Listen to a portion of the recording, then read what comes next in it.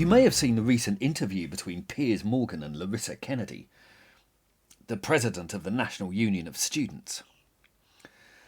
Kennedy is, shock horror, a hard-left radical activist, and is as characteristic of her type. She looked and spoke to Piers like he was dirt, puffed up on the conceit that she knows all, and is right about absolutely everything. Sure of her moral superiority, while refusing to accord people any civility or respect, and treating everyone and everything with bristling contempt. She also spouted all the identikit views that you knew she'd hold before she even opened her mouth. It really was a staggeringly arrogant, unpleasant and close-minded performance. And when someone makes Piers Morgan look good in comparison, then they may want to take a long hard look in the mirror and reassess. That's not going to happen, because doubt and self-reflection really don't exist on the radical left. Now, Kennedy's just the latest president of the NUS. She describes herself as a professional leftist, feminist activist. And she holds all the reliably predictable views on race, trans and gay issues, Israel, and everything else you'd expect.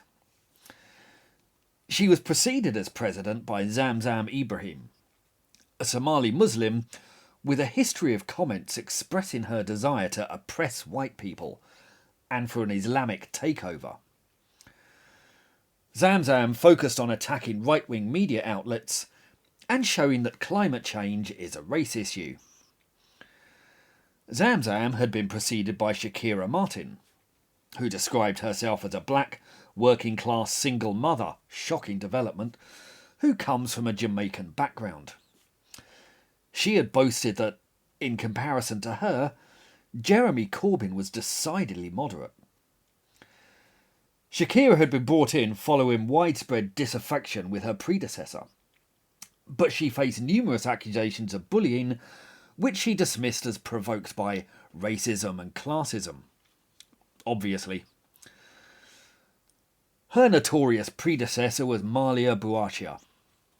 Malia, of Algerian Muslim descent, attended Birmingham University.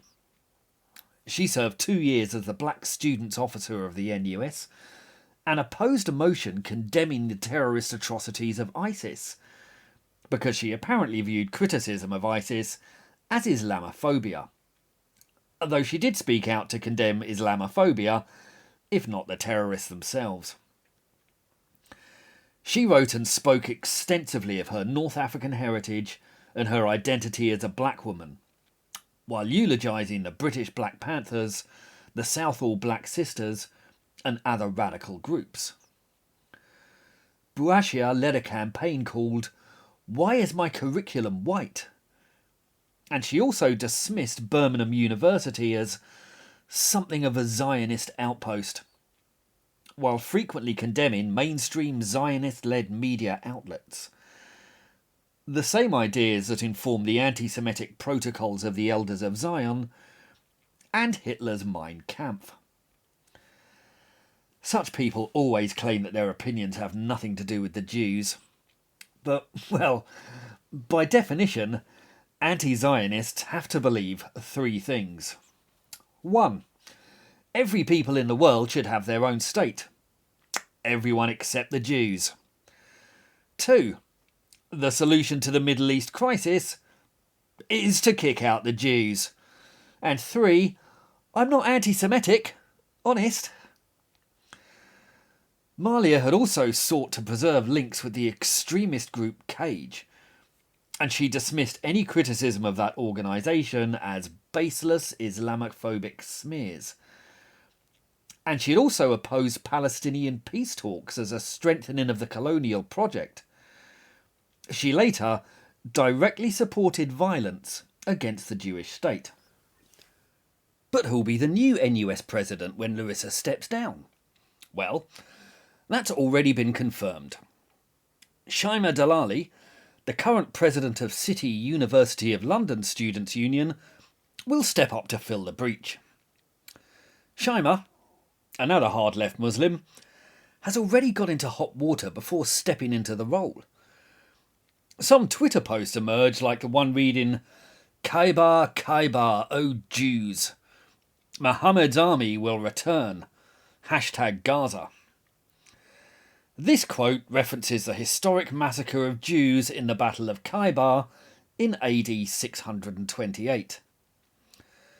Her Twitter bio also consisted of the Hamas and Muslim Brotherhood slogan, "Death for the sake of Allah is our most exalted wish," a call to martyrdom.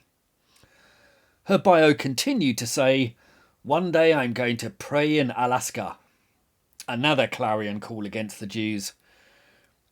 Despite this, Shaima still retains a Twitter account where she paints herself as a victim.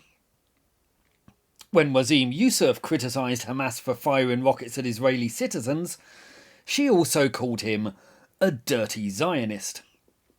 She publicly prayed for Ahmad Jabari, a Hamas commander killed by Israel, and she criticised Britain's Union of Jewish Students, while defending Jeremy Corbyn's anti-Semitism. Despite these noxious pro-terrorist views, Delali has also campaigned against the government's counter-extremism policies.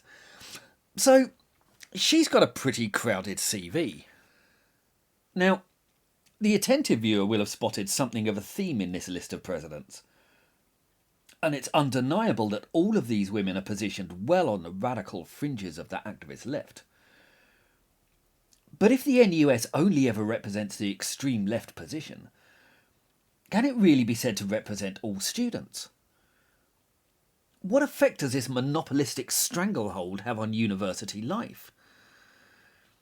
It's a decidedly unhealthy situation, and it clearly entrenches the radical grip that's proving such a corrosive force on university life, and on academia in general.